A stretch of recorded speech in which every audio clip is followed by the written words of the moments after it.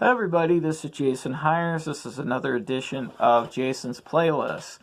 And today I'm going to be talking about deep tracks and what's considered to be a deep track and what not considered to be a deep track. I'll talk about that a little bit real quickly at the end of the video. But I'm going to go through a list. The band I'm going to feature today is U2. The songs actually are a playlist that I made. I'm going to list all the songs, and I'm going to include links to the songs so you can play the YouTube video so you can listen to the song. But I'm not creating a playlist for you. If you want to make one, you certainly can. I made a playlist for these songs myself, but I did it through Music Bee, which is what my preferred music audio management system is, and I just took these off of rip FLAC files that I already had on my computer. Alright, so starting off the list, we're going to go with a song off of Pop called Do You Feel Loved? It's track 2 off of Pop. And Pop is kind of a schizophrenic album for U2 because when it's good, it's really good, and when it's not, it's pretty bad. Supposedly the story is they just ran out of time working on it. They had already booked shows, and they just didn't have enough time to get the album finished properly. But this album is really good. It has a good bass line. It uses drum loops effectively. And it's kind of the best song on Pop that isn't like a single that you might have heard on the radio. But this is a really good song. It's definitely worth checking out. Track 2 is Get On Your Boots, and I like this song. It's a good song. It has a propulsive guitar and bass riff that drives the song. It does have a little bit of a Spanish flavor in the chorus. It's off of the No Line on the Horizon album, which is definitely kind of a miss. And the only reason why this song might show up on a greatest hits is if for some reason they decide that they need to include a song from every single album. And because the No Line on the Horizon album is kind of a miss of an album, they might include this track as the one track to include from the album.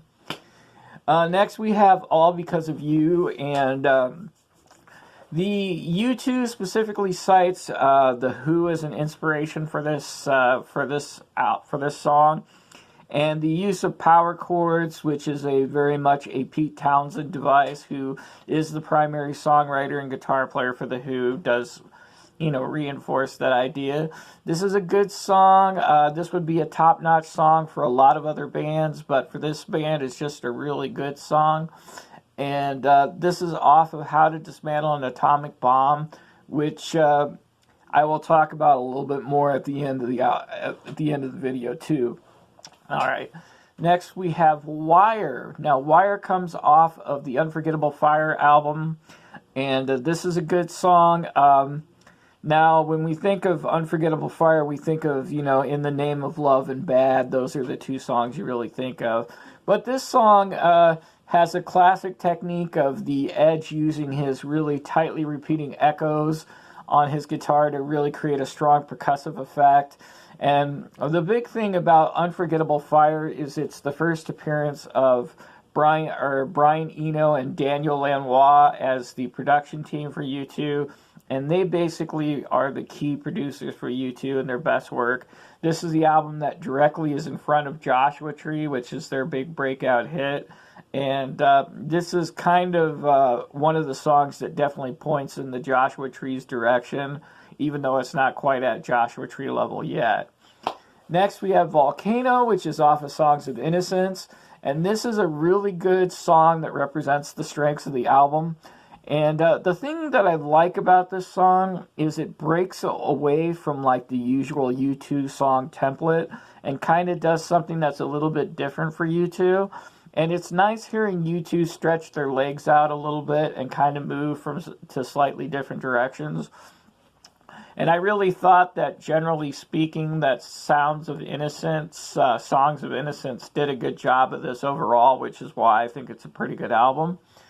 Next, we have Two Hearts Beat as One. This is off of the War album.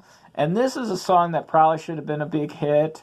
Has a great bass line, classic Bono vocals, great Edge backing vocals, and the message of everybody's in it together and we should all look out for each other.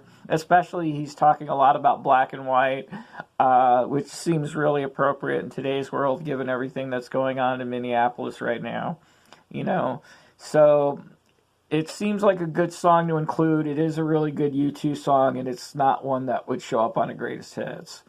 Next, we have Another Time, Another Place.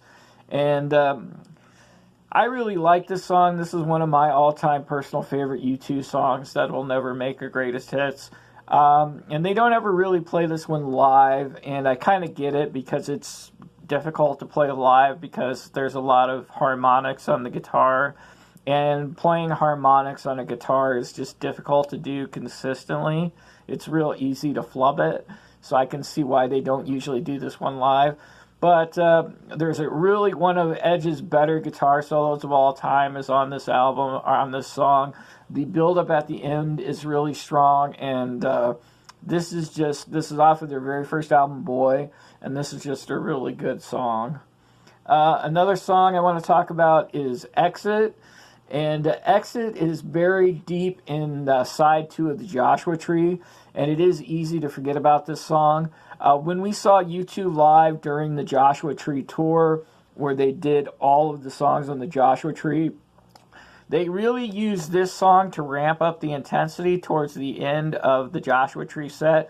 They went ahead and decided to play Joshua Tree in its entirety from beginning to end, and Exit was a big shot in the arm, and seeing it live gave me fresh eyes to go back and look at this song and realize how great this song is, how powerful the dynamics are. Dynamics is using quiet and loud and building from a quiet sound to a loud sound and then breaking it back down again.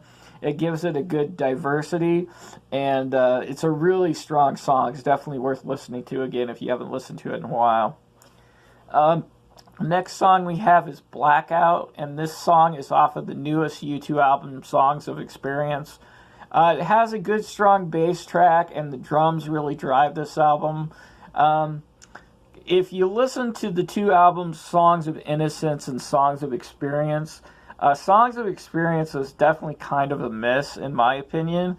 This song, Blackout, feels like it should have been more on Songs of Innocence than Songs of Experience. I don't know.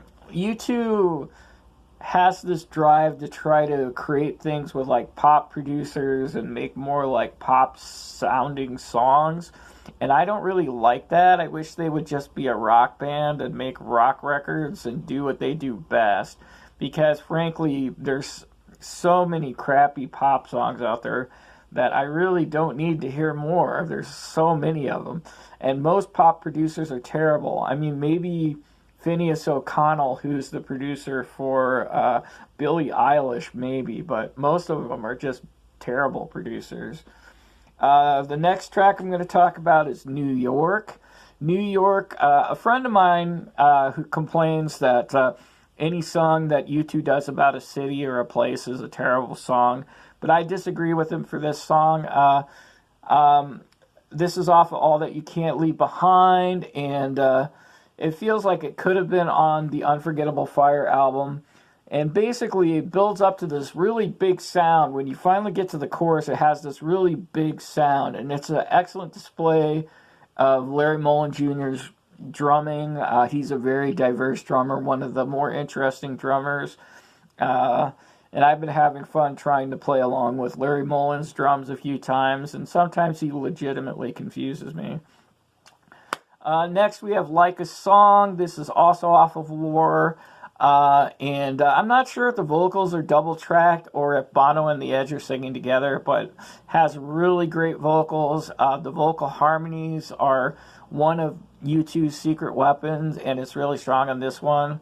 And I'm not sure why they don't do this one live, but it would be a great one to bring back to light, especially for us hardcore fans of U2.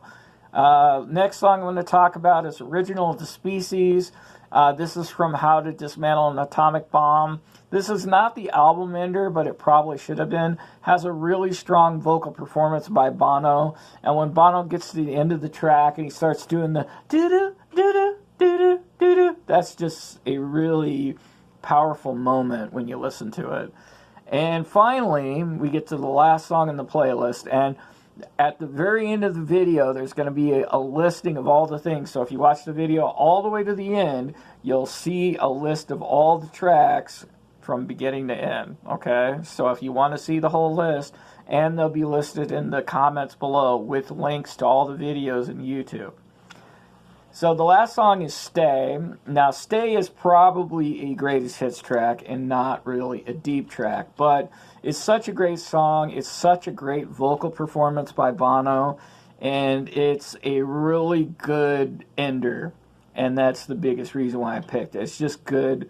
It's one of those songs that's really good to end anything with. It's just that powerful.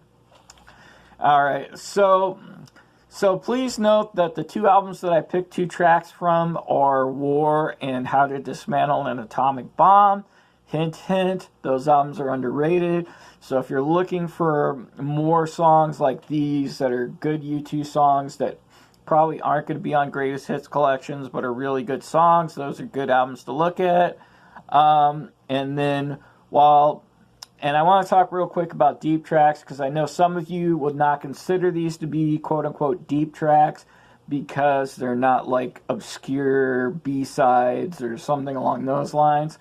But to me, a B track or a deep track to me is any song that shows up on an album or anything that's a good song that's not going to show up on the greatest hits and you're not going to hear it on the radio.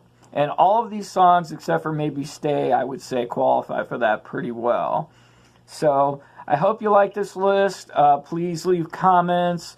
Any songs that you think should be a deep track for U2, leave a comment. I would love to hear from you on that. Please subscribe if you haven't subscribed before.